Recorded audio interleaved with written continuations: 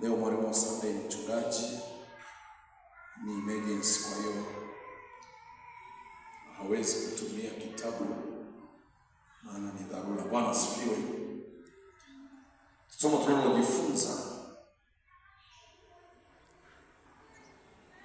kiwango cha kumtegemea Mungu kipindi cha majaribu kinapaswa kuongezeka. Viwango vya kumtegemea Mungu kipindi cha majaribu kinapaswa kuongezeka. Au kwa lugha nyingine, unapopita kwenye majaribu au unapokuwa kwenye nyakati ngumu, kinachohitajika sana ni viwango vya imani yako viongezeke. Kwa sababu katika kipindi chote cha utendaji wa Kristo Yesu duniani, alipokuwa anajaribu kuwapitisha watu kwenye majaribu, wakati wakiwa na jaribu, yani anampitisha kwenye mchakato wa kumjaribu tena wakati wa kumjaribu. Kwa mfano, mwanamke anaenda kwa ajili ya mwanae, anaambiwa chakula cha mtoto kwa mbwa, au anaambiwa wewe haustahili, akate tamaa au aendelee. Lakini Bwana anamwambia imani yako ni kubwa. Lakini alikuwa anamwambia inuka uende, imani yako, anatazama tu imani, inuka uende kwa sababu ya imani yako.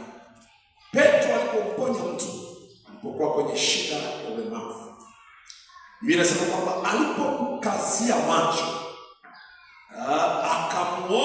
akaiona imani ya kuponywa, akamwambia simama uende. Alikuwa mlemavu. Kumbe wakati mtu akiwa kwenye ziki, kwenye shida, kwenye ugonjwa, kwenye msiba, kuna vitu ambavyo vinatazamwa ndani yake. Biblia inasema, je, mwana wa Adamu akirudi ataikuta imani duniani? Sasa basi, viwango vya kumtegemea Mungu kipindi cha majaribu ni swala muhimu sana kwa mtu awe yote. Na shetani huwa anajitahidi sana kipindi cha mapito au kipindi cha magumu, wengi wayeyuke imani, wengi wakate tamaa, wengi wazimie moyo, ili wasiweze kutoka kwenye taabu zao, ili wasiweze kuchomoka hapo walipo. Anachojitahidi shetani ni kuwayeyusha kabisa, anawaingiza kwenye mashaka, anawaweka mahali pa kutangatanga. Kumtegemea Mungu ni kutumaini. Kumtegemea Mungu ni kutarajia uwezesho kutoka kwake. Kumtegemea Mungu ni kuamini msaada unaotoka kwake. Lakini kumtegemea Bwana ni kuweka imani kwa Mungu muweza atakuwezesha. Tunaposema kumtegemea Bwana ni kumtumainia Mungu, ni kumwamini Mungu, kumwamini na kuamini msaada wake. Kumwamini na kuamini msaada wake ni kutegemea. Kumwamini na kuamini msaada wake na kutarajia huo msaada ni kumtegemea Bwana. Kuna watu wanamwamini Bwana lakini haamini kama anasaidia. Lakini anaweza kuwa anaamini Mungu anasaidia lakini hauishi, hatumaini, hategemei msaada. Na utamwona mtu anayemtegemea Mungu, vitu viashiria vya kutambulisha. Anamcha Mungu, anamsikia Mungu, anamtii Mungu. Huyo ndiye anayemtegemea Bwana. Anamsikiliza Mungu, anamcha Mungu, anamtii Mungu. Maana yake mtu huyu akiagizwa kitu na anayemtegemea, yuko tayari kukifanyia kazi. Huyo mtu anamtegemea Bwana. Lakini wakati huo mtu anayemtegemea Bwana ana muda wa kumlilia Bwana. Kumtegemea Mungu ni kumfanya kuwa kimbilio, kumfanya kuwa msaada nyakati zote. Lakini pia kumtegemea ni kumfanya Mungu kuwa fungu lako. Unapomfanya Bwana kuwa fungu lako, ndilo utakaloenda kupambana nalo. riziki yako ya kila kitu, ndio sehemu yako ya msaada. Unapomfanya Bwana kuwa fungu lako, umemfanya Bwana kuwa your portion, umemfanya kuwa ndio sehemu yako ya tarajio, ndio riziki yako, ndio msaada wako. Kila mtu duniani ili aweze kufanikiwa lazima mtegemee Bwana. Haleluya! Sasa basi, upitapo hali ngumu, unapopitia hali ngumu, unapopitia mateso na misukosuko, kiwango chako cha kumtegemea ndipo kinapaswa kuwa juu zaidi. Kisishuke, kinapaswa kiongezeke. Kama kikishuka kiwango cha kumtegemea Bwana wakati wa magumu, umefeli, umeshindwa, huwezi kwenda popote, tabaki hapo kwenye shida yako. Watu wanatamani watoke kwenye msiba wao, lakini ukiwakagua viwango vyao vya kumtegemea Bwana, yuko kwenye ziki kubwa, lakini kiwango chake cha kumtegemea Bwana kiko chini mno. Yaani unajua, kumtegemea Bwana ni kufanya kuwa wa kwanza kwenye maisha yako, kumfanya kuwa wa kwanza kwenye kila jambo. Sasa usipomfanya Bwana kuwa wa kwanza, una hatari. Kama hujamweka kuwa wa kwanza, umemfanya kuwa wa ziada. Ukimfanya Mungu kuwa wa ziada wakati uko kwenye wakati mgumu au kwenye shida, ukamfanya Bwana kuwa wa ziada, sio kuwa kipaumbele, sio kuwa cha kwanza. Usipomfanya Bwana kuwa wa kwanza, kuwa kipaumbele, halafu ndio unamtegemea kusaidie, umefeli. Bwana Yesu asifiwe. Haleluya. Amen. Ni lazima ufahamu jambo hili na muhimu sana. Lakini katika kutegemea, ni kukumbushe kwamba kuna vitu vinategemewa na watu lakini haviaminiki. Mungu ni tegemeo la uhakika kwa sababu ya sifa zake. Anaweza yote, anajua yote, yuko kila mahali. Yeye ana sifa ya kushindwa na wote. Sasa unapoziangalia sifa za unayetaka kumtegemea, Biblia niambia kwamba kumtegemea mtu asiyekuwa mwaminifu ni kama kutegemea jino bovu likusaidia kula nyama. Ni kama kutegemea mguu ulioteguka wakati wa hatari, kama litatimua mbio, alafu Mungu wako umeshateguka. Bwana asifiwe. Kwa kuna sifa zinakupelekea uje, nikimtegemea atanivusha, atanipeleka, au ni wale wasioaminika. Kuna vitu ukivitegemea haviaminiki kwa sababu vina uwezo mdogo, vina uwezo wa kufeli. Sasa ukishagundua vina uwezo wa kufeli, unaamua kuhamisha tegemeo lako. Biblia inaniambia kwenye kitabu cha Mithali 25 kwa habari ya sifa ya kumtegemea Mungu. Ni mwaminifu juu ya ahadi zake. Mithali 25 mstari wa 19, kumtumaini asiye mwaminifu wakati wa taabu ni kama jino lililovunjika au mguu ulioteguka. Kutegemea mtu asiye mwaminifu wakati wa taabu ni kama kutegemea jino bovu lililovunjika au kutegemea mguu ulioteguka. Sasa uko kwenye taabu, kwenye hatari, unapaswa uepuke hatari, lakini mguu umeteguka, unapaswa uchukue hatua. Huwezi kuchukua hatua wakati mguu umeteguka. Hatua ni movement from one state to another state. Sasa kama mguu wenyewe umeteguka, unatoka hatua kwenda, huwezi kunyanyua kupeleka. Tusome neno la Bwana kwenye kitabu cha Zaburi ya 18 mstari wa 17 hadi 19. Zaburi. Kumtegemea Bwana, viwango vya kumtegemea Mungu vinapaswa kuongezeka pindi unapokuwa unapitia magumu, na si tu nyakati za magumu, nyakati zote. Mtu aliyeokoka, viwango vya kumtegemea Bwana visiyumbishwe. 18 mstari wa 17 inasema, akaniokoa na adui yangu Mwenyezi Mungu, akaniokoa na adui yangu mwenye nguvu, wale walionichukia, maana walikuwa na nguvu kuliko mimi. Wananikabili siku ya msiba wangu, lakini Bwana alikuwa tegemeo langu. Bwana alikuwa tegemeo langu. Bwana Yesu asifiwe. Amen. Akaniokoa na adui yangu mwenye nguvu. Yaani adui yake alikuwa mwenye nguvu kubwa kuliko yeye, lakini wale waliomchukia, maana walikuwa na nguvu kuliko mimi, walinikabili siku ya msiba wangu, lakini Bwana alikuwa tegemeo langu.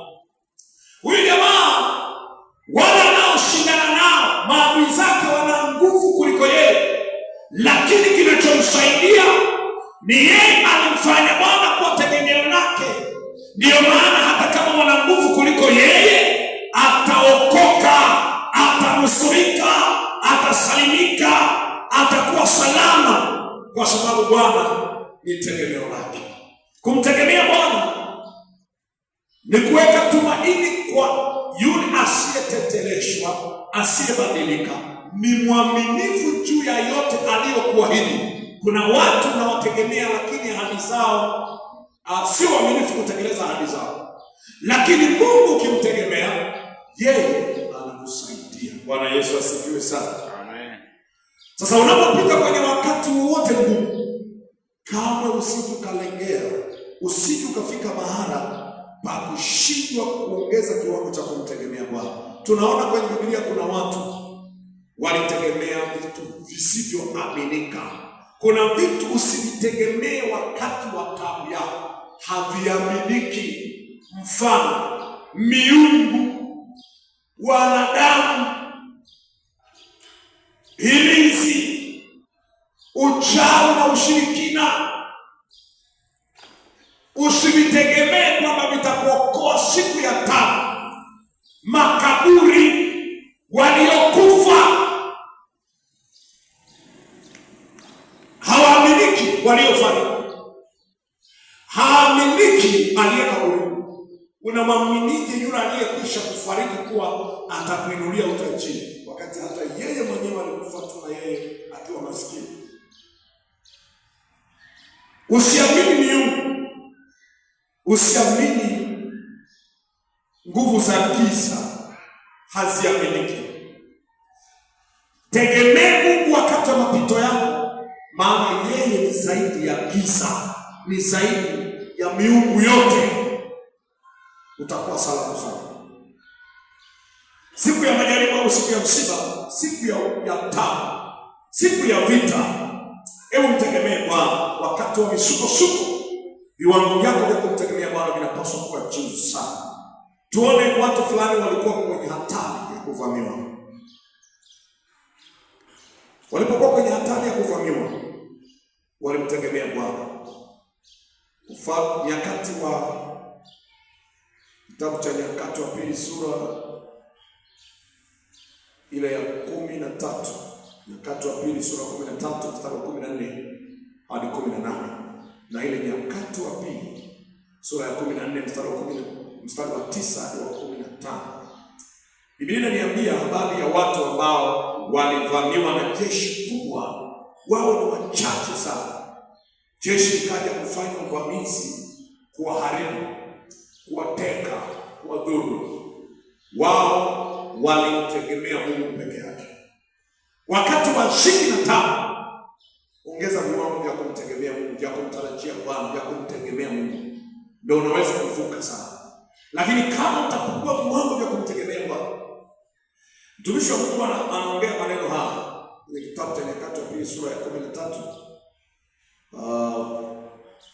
Biblia inasema hivi: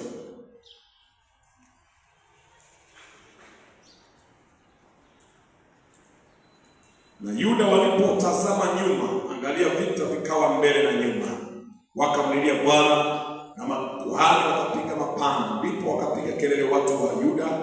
Ikawa watu wa Yuda walipopiga kelele, Mungu akampiga Yeroboamu na Israeli wote mbele ya Bia na Yuda. Wana wa Israeli wakakimbia mbele ya Yuda, naye Mungu akawaua mikononi mwao. Abia na watu wake wakawapiga mapigo makuu, hata wakaanguka. Wameuawa Waisraeli 500,000 watu wateule. Ndivyo walipotishwa wana wa Israeli wakati ule wakashinda wana wa Yuda, kwa kuwa walimtegemea Bwana Mungu wa baba zao. Kilichowafanya Yuda kumshinda Israeli ni kwa sababu Yuda yeye amemtegemea Mungu. Sasa usipomtegemea Mungu wakati wa vita, unapigwa, unaangamia, unaharibiwa. Sura ile ya 14 mstari wa 9 penyewe anasema, kisha kutoka juu ya Zela Mkushi mwenye jeshi 1000 na magari 300 akaja Manesha, akatoka Asa Amlaki, wakapanga vita Manesha bondeni mwa Sefata. Naye Asa akamlilia Bwana Mungu wake akasema, Bwana, hapana kuliko wewe aliye na kusaidia kati yake yeye aliye hodari na yeye asiye na nguvu. Utusaidie Bwana Mungu wetu, kwa kuwa sisi twakutegemea wewe, na kwa jina lako tumekuja juu ya jamii kubwa hii. Bwana, wewe ndiye Mungu wetu, asikushinde mwanadamu. Huyu mtu anayemtegemea Mungu wakati wa ziki yake, wakati wa tabu yake, anafanya jambo la kumuita Mungu na kumkimbilia Bwana na kumlilia Mungu wakati anaona hali ni hatari, hali ni tete. Anapoona vita inamkabili, walizingirwa na jeshi la watu 1000. Inasema watu wakatokea na jeshi 1000 wakazingira ule mji. Sasa hao walipozingirwa, hao watu wakasema wanamtegemea Bwana, ndio wakamweleza, wakamwambia, angalia haya yanayoendelea, tunakutegemea wewe tu Bwana, ndio maana tumekuwa tayari kusimama mbele ya jeshi kubwa hili, lakini sisi hatuna uwezo isipokuwa kwa sababu tunakutegemea. Ndio maana tunasema mbele ya jeshi hili kubwa linalotuzidi. Huu umati ni mkubwa sana, hao maadui ni wengi mno. Bila sisi kukutegemea, tusingethubutu hata kusimama. Maana yake wakati unaona vita ni kali, ni pamba moto, wewe unayemtegemea Bwana, ongeza viwango vya kumtegemea Bwana. Watu wengi wanapokuwa kwenye majaribu ya afya, majaribu ya ndoa, majaribu ya kiuchumi, wanaanza kupunguza viwango vya kumtegemea Mungu na kufikiri na kuwazawaza mganga na kuwazawaza kwenda kwenye matambiko na kuwazawaza kwenda kwa manabii. Hapo tayari unamnyima Mungu nafasi ya kuingilia kati jambo lako. Unajua, unaweza ukapimwa pia kama unamtegemea Bwana kwa mawazo yako. Unavyowaza tu ni viashiria mtu huyu hatumaini lake sio Mungu tena. Unavyoongea tayari mtu akikupima anasema maneno haya, huyu mtu ameshainuka tayari, hamtegemei Mungu. Unavyoenenda, unavyotenda, unajua mtu anayemtegemea Mungu kwanza anamheshimu, anamcha Mungu, anamtii Mungu, ana nidhamu kwa Mungu, anadumisha urafiki wake na Mungu anayemtegemea. Huwezi ukatengeneza uadui na unayemtegemea akusaidie. Kwa hiyo uhusiano wake mtu huyu ambaye amedhamiria kumtegemea Mungu nyakati za taabu, lazima nikague na kujipima. Je, tunasikilizana na huyu Mungu? Tunaendana? Ninamtii? Sasa kama unamtegemea Mungu halafu unafika mahali mmeshakorofishana, mmeshakuwa maadui, huwezi ukamtegemea yule ambaye ni adui yako. Unamtegemeaje mtu ambaye hamwaminiani? Maana adui huwezi kumwamini, lakini kama ni rafiki unamwamini. Sasa Mungu unapomweka kwa tumaini lako, tegemeo lako, fanya rafiki, unamshirikisha kinachokabiliana na wewe, unamwambia yeye. Ukifika mahali ukakuta mtu akasema, anakwambia mimi hata sina shida na Mungu wewe, na ameokoka, au anasema mimi naweza nikaacha hata kusali, unajua huyo mtu anategemea Mungu, tayari ameshaitika kuwa anategemea vitu vingine, anasaidika na Mungu. Bwana Yesu asifiwe sana. Sasa unapopita kwenye msiba, usije ukabadili namna. Epuka kutegemea visivyofaa wakati wa taabu. Mungu ukimfanya kuwa tegemeo, ni salama sana kwenye maisha yako. Ezekia alipokuwa anawaambia watu mtegemeeni Mungu, jeshi la adui la Washamu lilikuwa kutusi, linamwambia yuko wapi Mungu wenu? Asiwadanganye Ezekia. Lakini Ezekia akawaambia watu tumtegemeeni Mungu, wakayaamini maneno ya Ezekia. wakayatumainia, na walipoyaamini na kuyabeba yale maneno, waliweza kushinda kwa sababu walimtegemea Bwana. Bwana alituma malaika mmoja akaua jeshi 185,185. Malaika mmoja tu alienda kufyeka. Kwa sababu gani? Maana yake Bwana alimwambia, ukinitegemea vita haitakuwa ya kwako, nitapigana badala yako. Unaowategemea unaamini wana uwezo wa kutokeza kwenda kupambana vita? Mwamini anayeweza akaenda kupigana na wanaopigana na wewe. Mwamini yule anayeweza kukusimamia wakati wa mapito ya taabu zako. Bwana Yesu asifiwe. Kamwe usiweke tumaini kwa Farao, usiweke tarajio lako kwa Misri, usiweke tumaini lako kwa binadamu. Bwana Yesu asifiwe. Kuna vitu haviaminiki. Kwa mfano, Wafalme wa Pili sura ya 7 mstari wa 2 hadi wa 17. Mfalme alikuwa anamwamini askari wake, ana mkono wake kuwa ni bora sana. Anaamini mkono wa shujaa. Sasa alipokuwa anaamini mkono wa shujaa wake, siku moja akamtumia yule shujaa kufuatilia kwa nini Elisha amemwambia watu watapata chakula wakati kuna hali ngumu ya namna hii. Alipokuwa hapo, Biblia inasema mfalme alikuwa anategemea mkono wa yule binadamu. Sasa siku Mungu alipokuwa anatenda muujiza wake, yule anayetegemewa na mfalme akida alikanyagwa na raia tu akafariki. Sasa huyu mfalme kama tegemeo lake lote ni huyu jamaa kuwa ni shujaa wake, amekanyagwa akafariki. Unaweza kutegemea vitu ambavyo vinaweza kuharibiwa. Kuna vitu vimitegemea vinaharibiwa, lakini kuna vitu unavyovitegemea unamkasirisha Mungu na kumfanya Mungu akuchukie. Ni chukizo kutegemea vitu. Ni chukizo mbele za Bwana kutokumtegemea yeye na kutegemea kitu kingine. Yeye ni mwenye wivu. Usiwe na miungu wengine ila mimi. Unapotegemea vingine unatengeneza uadui baina yako na Bwana, lakini unajitia unajisi, unajiondolea sifa za kuwa karibu na Bwana. Kitabu kile cha Wafalme wa Pili 18 mstari 21.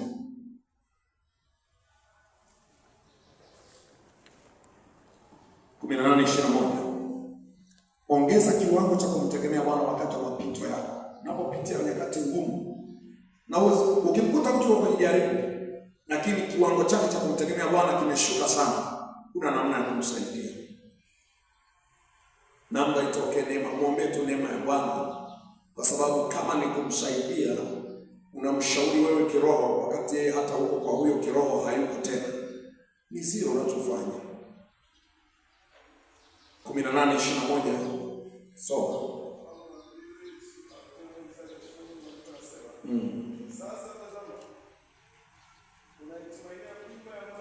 Umeitumainia fimbo ya mwanzo. Amen.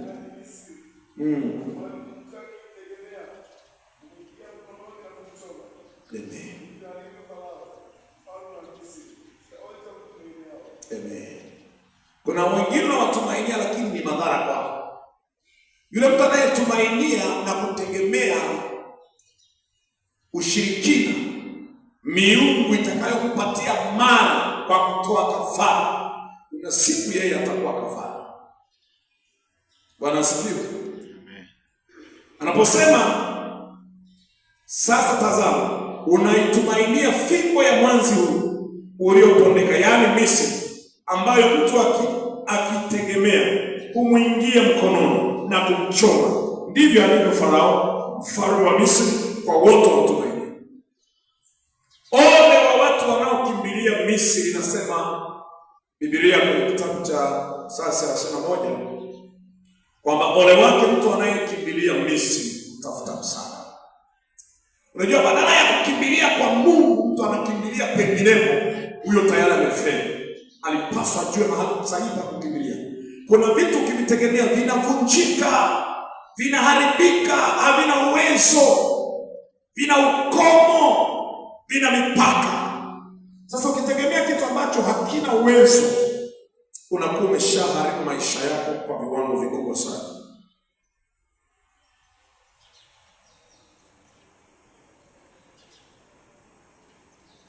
Bwana asifiwe. Amen. Haleluya. Amen. Usipotegemea Mungu, utategemea akili, utategemea mali, utategemea watu, utatawala, utategemea miungu. Na ukitegemea hivyo vitu, ni mwanzo wa kufeli katika maisha yako. Nyakati wa pili 16. Usipomtegemea Mungu, kuna vitu utakuwa unavitegemea. Kama mtu hamtegemei tena Mungu, kuna vitu anavitegemea, lakini hatima yake ni kufeli, ni kutokufanikiwa.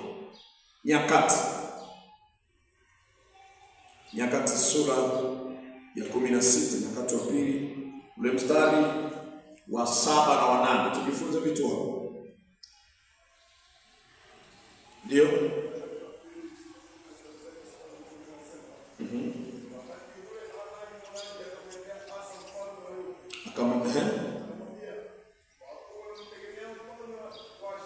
Kwa kuwa ulimtegemea mfalme wa Shamu, wala kumtegemea Bwana Mungu wako, maadui zako wamepona.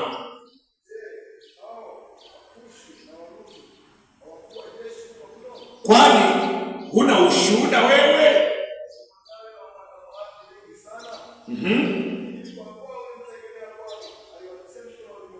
Amen. Hapo kuna vitu viwili vimezungumzwa. Anampa mpaka na ushuhuda. Umetegemea mfalme wa Shamu na jeshi lake. Sasa basi, hao ni maadui wamepona mikononi mwako, hautawashinda hao watu unaowategemea. Unategemea miungu, hutaishinda miungu inayokukwamisha. Umetegemea uchawi, huo uchawi unaofanya vita na wewe, hautaushinda kwa kutumia huo uchawi. Unategemea waganga, hao waganga wanaokuroga na kukufanyia ushirikina, hautawashinda, maana zile falme ni utawala mmoja. Sasa anamwambia, kwani una ushuhuda hata kidogo? Haukumbuki majeshi yaliyokuwa makubwa na wengi zaidi, walikuwa na majeshi na farasi, lakini kwa sababu tu ya kumtegemea uliwashinda, uliwatia mikononi mwako. Kwani usiwe na kumbukumbu? Kwa maana yake, kama unaamua kutegemea kidini, ni kwa sababu tu ya ufahamu wako umegandamizwa au umepigwa pofu, lakini una ushuhuda. Na watu wengi sana wana ushuhuda kwamba Mungu aliwahi kufanya vitu wakati wa mapito yao, lakini wanapopita mahali, wanafika mahali wanayeyuka imani, hawamtegemei tena Mungu, lakini ushuhuda bado upo tu, na Mungu anaweza kuwakumbusha, kwani mlimesahau kipindi maadui wale walipoinuka? Kwani mliwashinda kwa Mungu? Ni kwa sababu mlitegemea. Hata sasa hao wanao ni miongoni mtu. Unajua ushuhuda unamsaidia mtu kuongeza viwango vya kumtumainia Bwana.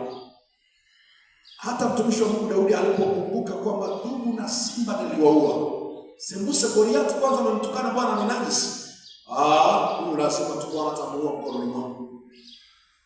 Tegemeo lako liko wapi wakati unapopita kwenye dhiki? Wengi wameshahama kwenye kumtegemea Bwana. Tegemeo ni egemeo, ni nguzo, ni ngome, ni kimbilio. Kwa hiyo unapoacha kumtegemea Bwana, unategemea vitu na havitaweza kusaidia. Biblia inasema hivi, Mithali 3:5. Mithali 3:5. Tegemea Mungu.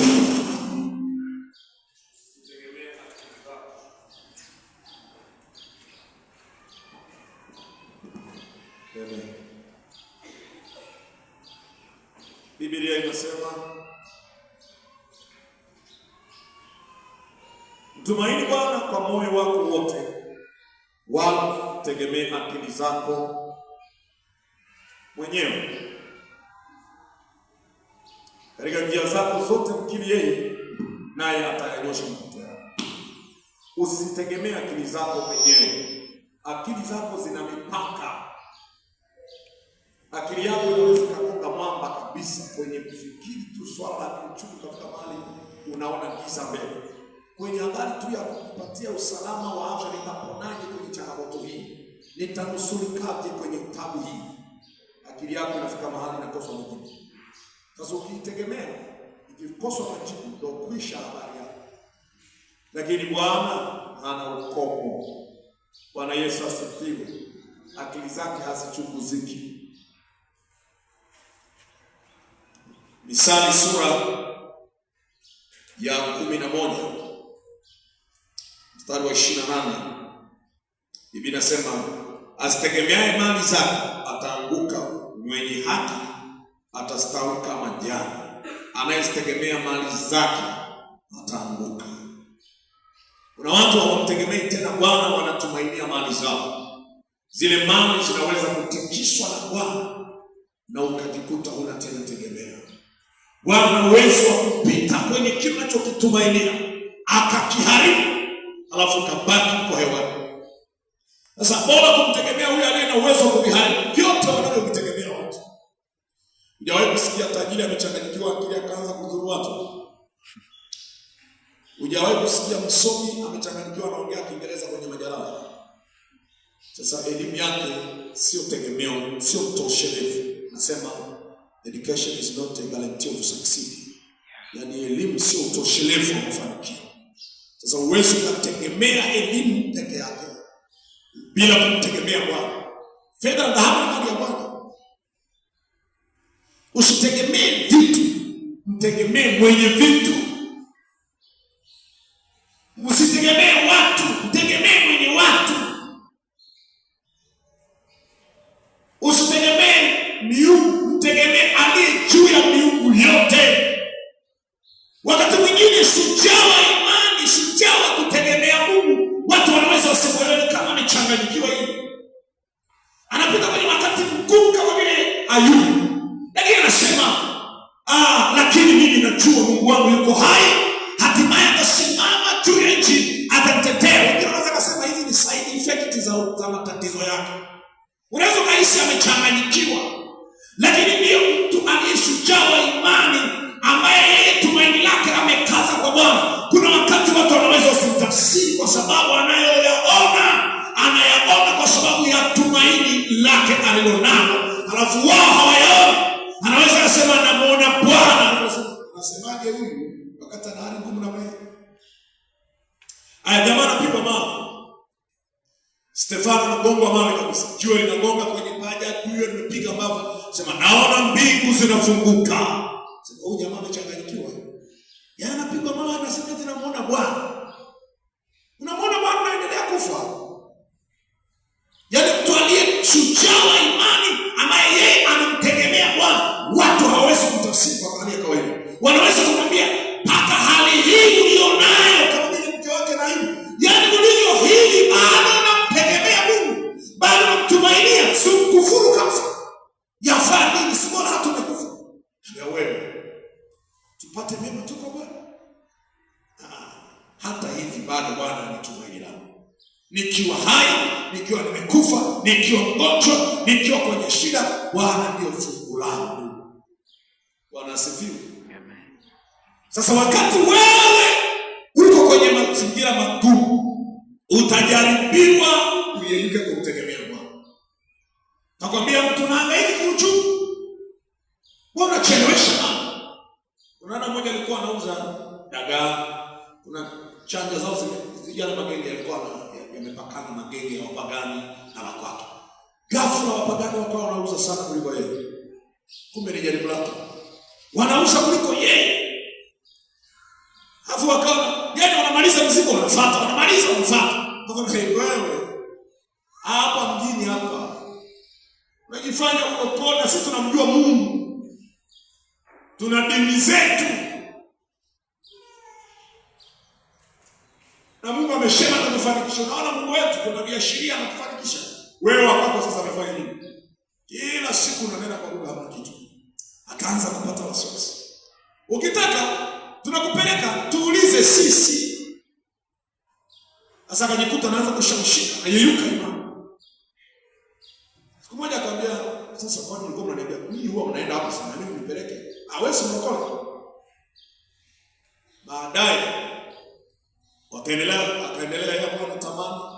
Basi Basi kwenye mawazo yake tayari akawa ameingiza tumaini la kutegemea mawazo yao. Akawataka ushauri kwa kina, akamwambia tutakupeleka. Alafu chukua mayai 3. Ndio nauli, ndio usafiri wenyewe. Kaenda baharini. Siku ya kwanza alifika baharini akamwambia, unatuona sisi tunatupa yai unashuka chini. Tupa yai unashuka chini. Kisha tupa mayai 3 unasemea maneno baadaye unafuata pale ulipodondoka. Unaenda kabisa, njia inafunguka. Kumbe zile ni funguo za kufungulia kuzimu. Bahari ikafunguka. Siku ya kwanza alirudi, alisita. Mara nyingine sasa, wewe usiniache usitusumbue. Wewe hamna. Naona wewe hauko serious. Siku moja akaamua, jamani mnisamee tu lakini leo tutakutanguliza. Akafika kaingia mmoja, alafu akambia nenda na wewe sasa. Akatupa mayai akashuka mpaka usiku. Nenda huko. Ilipofika tu kule. Na huyu mmemleta huko. Huyu alipotesa watu wetu hivi. Akaanza kwambia, mnaona ukweli niwaambie, huyu harudi. Unaona hawa watu hawana masikio, hayo majitu haya hayana masikio, mengine yameungua, mengine yamelemaa. Hawa wanachomaga moto hawa. Wakimtajaga mtu wao, watu wetu wanaharibika. Kumbe alipokuwa anaomba, anavunja, anateketeza, anachoma moto, ninapiga majini, ninachoma moto, natoboa. Alikuwa anaharibu watendakazi wa watu. Hivi vitu vipo. Vitu hivi vipo hata kwenye dunia yetu tu hii. Vipo. Kuna mzee mmoja aliwahi kupiga fisi, anakuja kula mbuzi nyumbani kwake. Alipiga fisi, kamtandika vizuri, yule fisi alienda anachechemea. Jioni yake akaitwa na bibi mmoja, akamwambia, mwanangu nakuhitaji nyumbani. Bibi tu wa jirani sio mbali sana. Akamwambia, ndugu yangu, naomba sana unisaidie kitu kimoja. Umeniharibia kijana wangu, mfanyakazi wangu. Mimi ndio nayemtegemea, ananifuatia chakula. Leo amelemaa. Umemlemaza wewe, naomba jambo moja tu, sina mengi sana. Unisaidie kunifuatia sehemu. Ameshakuwa kwenye 18, anajua hata kama mimi nimeshafufa, hata ningefanyaje kama na yeye hana Mungu. Alipiga tu kama ni fisi tu, kama ni mnyama pori, kumbe anapiga binadamu. Akaonyeshwa na ulivyo mjeruhi. Hawezi kufanya chochote huyu sasa hivi. Kumbe ni kijana wa watu. Na akaambiwa amfuate. Akamwambia, bwana gani fisi hii nitakupeleka na kukurudisha. Nimeshawasiliana nao, ukifika watakukabidhi kijana mwingine. Sasa huyu naye aliyeshuka kule akaambia, huyu hatarudi kwa sababu ameharibu wafanyakazi wetu wengi mno. Hawezi kurudi. Akabaki. Wakaambia, kamwambieni mume wake aoe, huyu harudi. Mlokola amebana sana.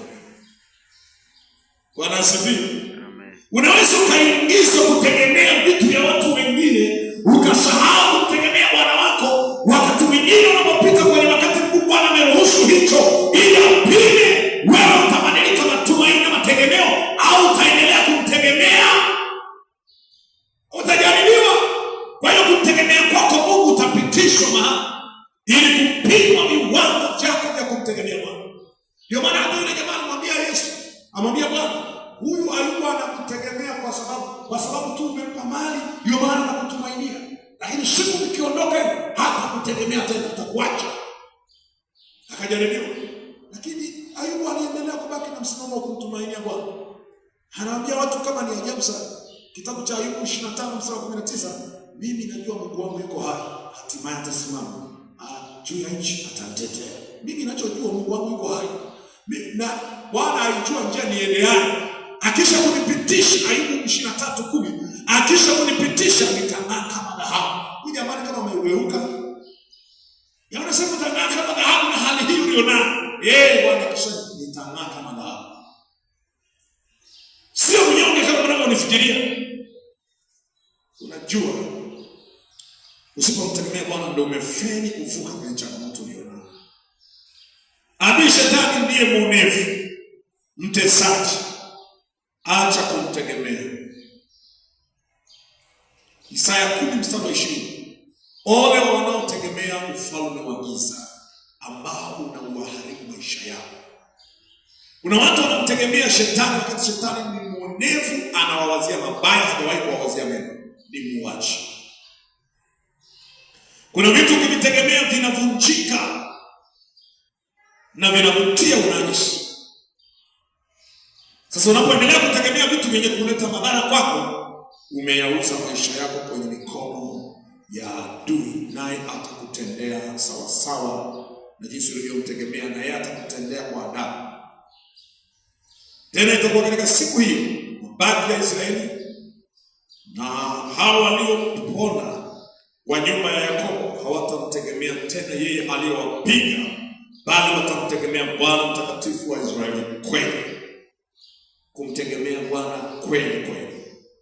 Ule mstari wa 20 Isaya 10. Wale waliomtegemea akawapiga na kuwaadhibu, sasa watabadili tumaini, utamtegemea Bwana. Tangu umeanza kutumainia shetani, umeanza kutegemea visivyoweza kusaidia na vimekuletea madhara, unawaza nini sasa? Kuna vitu ukivitegemea vinavunjika. Kwenye kitabu cha Ezekia 29:7 kuna vitu ukivitegemea vinavunjika. Lakini Ezekia 33:26 kuna vitu ukivitegemea ni chukizo mbele za Bwana, vinakutia unajisi. Sasa basi, ni lazima mtu aliyeokoka ajue ni nani wa kumtumainia wakati wa taabu yake, wakati wa shida yake, ili awe salama kwenye maisha yake, ili aweze kuvuka kwenye mapito anayopita. Mungu ana uwezo wa kuharibu vyote tunavyovitegemea. Amebarikiwa mtu anayemtumainia Bwana, amelaniwa mtu anayetegemea watu wafanye kinga yake. Sasa tuangalie faida ya kumtegemea Mungu. Faida ya kwanza ni ulinzi wa uhakika. Ulinzi wa uhakika. Faida ya kwanza ya kumtegemea Bwana, ulinzi wa uhakika. Isaya 26:3 Biblia inasema, utamlinda yeye ambaye moyo wake unakutegemea. Utamlinda yeye ambaye moyo wake unakutegemea. Kwa hiyo Mungu hawalindi tu watu, analinda wale wanaomtumainia, wale wanaomtegemea. Anaweka ulinzi juu yao. Utamlinda yeye ambaye moyo wake unakutegemea. Sasa kama mtu amtegemei Bwana, ulinzi anaupata wapi? Na wakati Bwana asipolinda nchi ya kesha bure, usalama wako utakuwa na nini? Utamlinda yeye ambaye moyo wake umekutegemea katika amani kamilifu, kwa kuwa anakutumaini.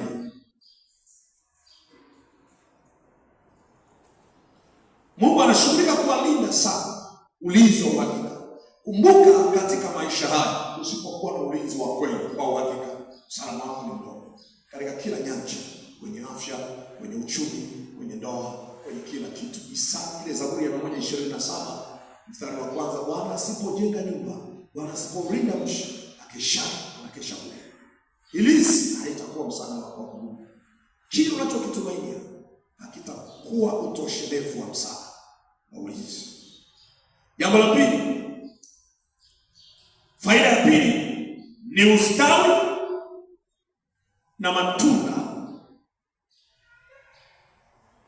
Ustawi na matunda kwenye maisha yako.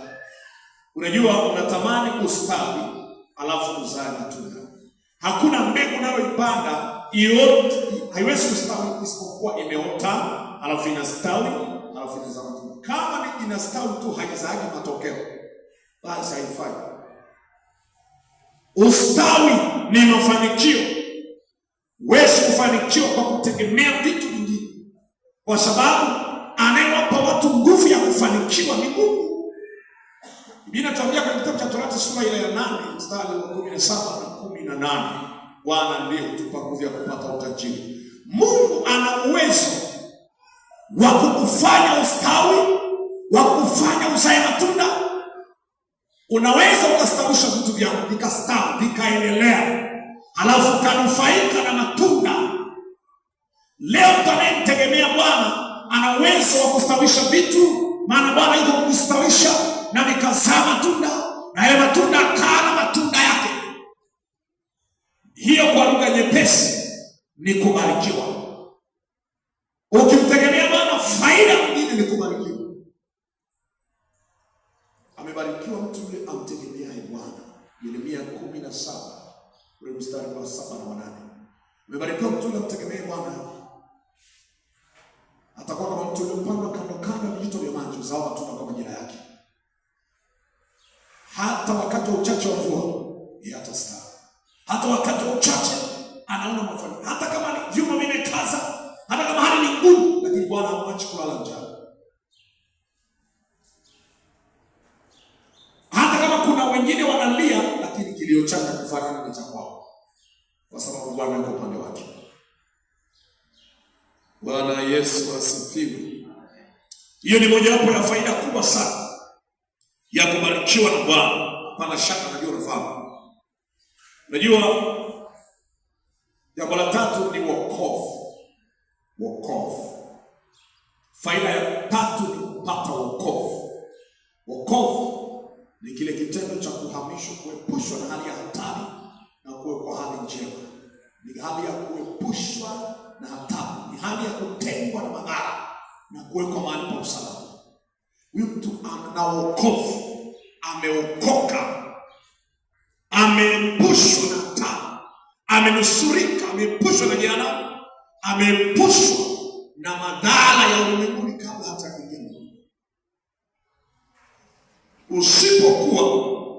Usipomfanya Bwana kuwa tegemeo, huwezi kuokoka mitego ya mwindaji. Wanaomtumainia Bwana atawaepusha na mitego ya mwindaji. Zaburi ya 91 mstari wa 3 na 4. Zaburi.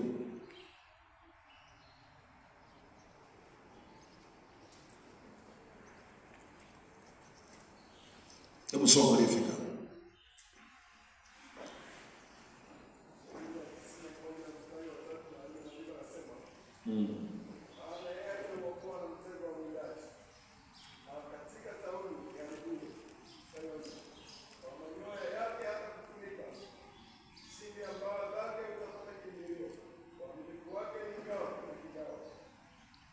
Asante.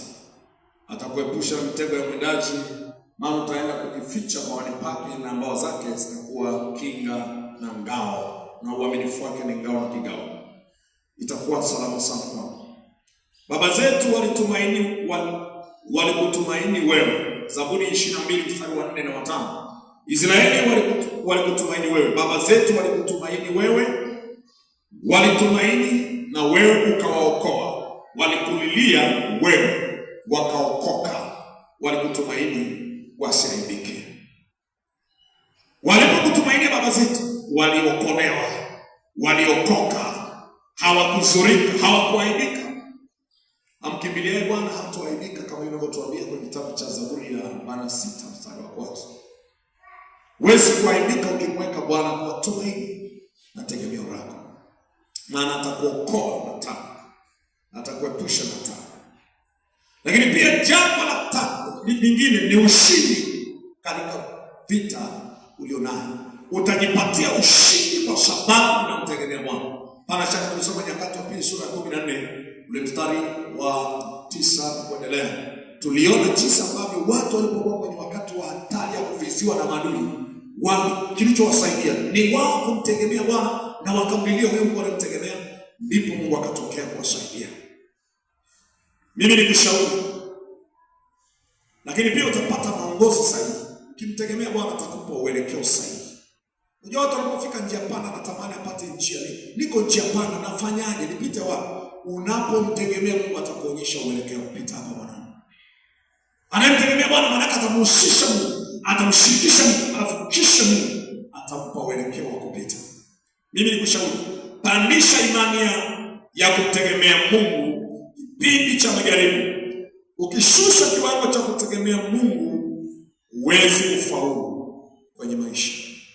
Unapitia wakati mgumu, changamoto ulizo nazo, misiba ulio nayo, pito ulilo nalo ni gumu, lakini pandisha imani yako kwa Bwana. Kuna mambo ambayo unapopita kwenye majaribu unapaswa kupandisha viwango. Sijawahi kuona mwenye imani kubwa namna hii na iwe kwako. Maana mtu alikuwa na imani na Mungu, ana imani na tegemeo lake. Nimekwambia tunalindwa na Mungu. Faida moja hapo ya kulindwa na Mungu, ya kumtegemea Bwana pamoja na kulindwa. Lakini ukifuatilia maandiko yanasema, Petro wa kwanza sura ya kwanza mstari wa 5, tunalindwa na nguvu za Mungu kwa njia ya imani.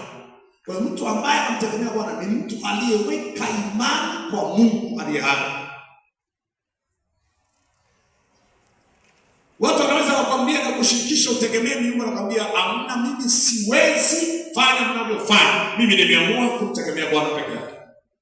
Ongeza viwango vyako, uwe shujaa wa kumtegemea Bwana na usiwe mtu wa tegemezi katika habari ya kumtegemea Bwana. Kuna watu hawana uwezo wa kujitegemea kumtegemea Bwana, ila ni watu wanaotegemea watu kumtegemea Bwana.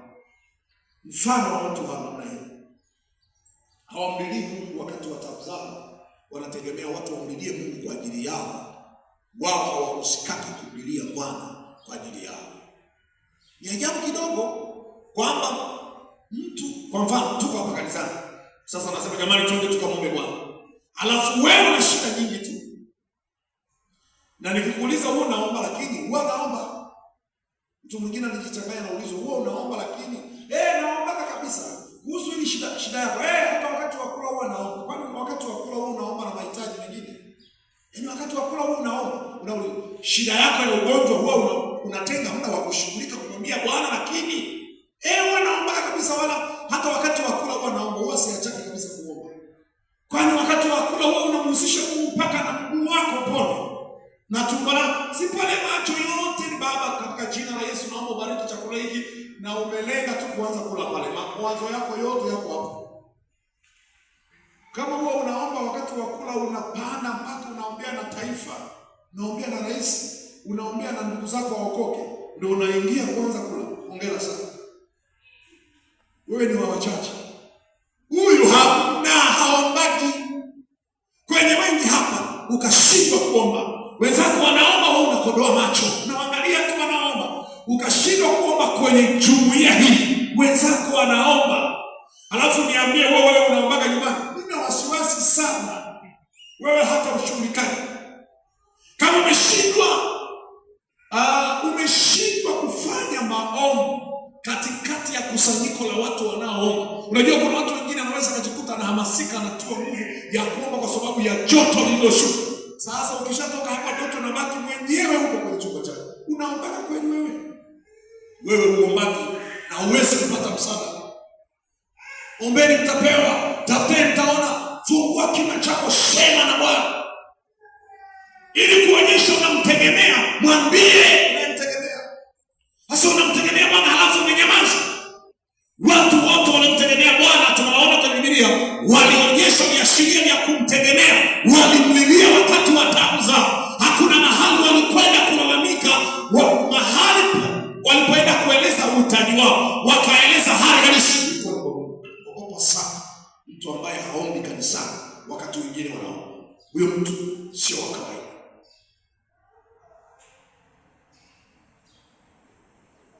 Wengine wanaomba, amenyamaza. Wakinyamaza anaanza kuomba. Huyo mtu ana shida. Wengi wana matatizo. Sidhani kama mtu anaweza kanyamaza wakati wa mtu ameambiwa kuomba. Sisi hatunaka mwakilishi wa maombi. Walokole kote hakuna mtu wa kutuwakilisha maombi. Kila mmoja anaenda mbele za Bwana, pazeni ishapasuka, unaenda moja kwa moja patakatifu. Hatutegemea katuwakilishe Mariamu wala Sofia. Tunaenda wenyewe. Bwana sio sana. Amina. Hakuna swali kabla kuja swali. Hatutegemei mtu kuswali sisi. Tunaenda wenyewe. Bwana asifiwe. Amen. Haleluya. Amen. Fulani tuombe sasa ibada yetu. Omba kwa ajili ya wagonjwa kwa niaba. Una uhakika kama maombi hayo yamesikilizwa? Huyo mwenyewe aliyemwambia kuomba ni mlevi. Omba kuhusiana na shida yako wewe. Sio unamtegemea. Unajua kama anamtegemea Mungu, huyo anaweza kuwa hamtegemea hata huyo Mungu. Ila wewe ndio unamtegemea. Mweleze Bwana unayemtegemea. Bwana Yesu asifiwe. Amina. Haleluya. Amina. Mimi nikupe kitu. Mfanye Bwana kwa fungu lako na tegemeo lako siku zote za maisha yako. Mungu kwetu sisi ni kimbilio na nguvu na msaada. auonekanao tele wakati wa mateso. Zaburi ya 46 mstari wa kwanza.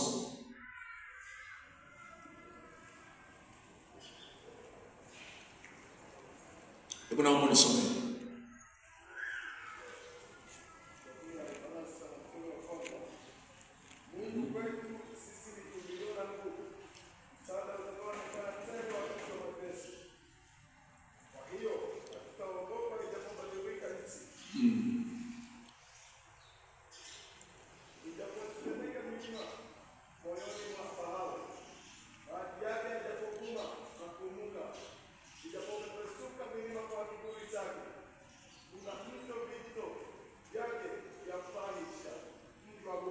Amen. Asante. Mstari tu ule wa 3, hebu rudia ule wa 3 na wa 4. Wa kwanza na wa pili. Soma wa kwanza na wa pili. Usiende mbali sana. Mungu kwetu sisi ni kimbilio na nguvu, msaada utakaoonekana. Hatutaogopa ijapobadilika nchi.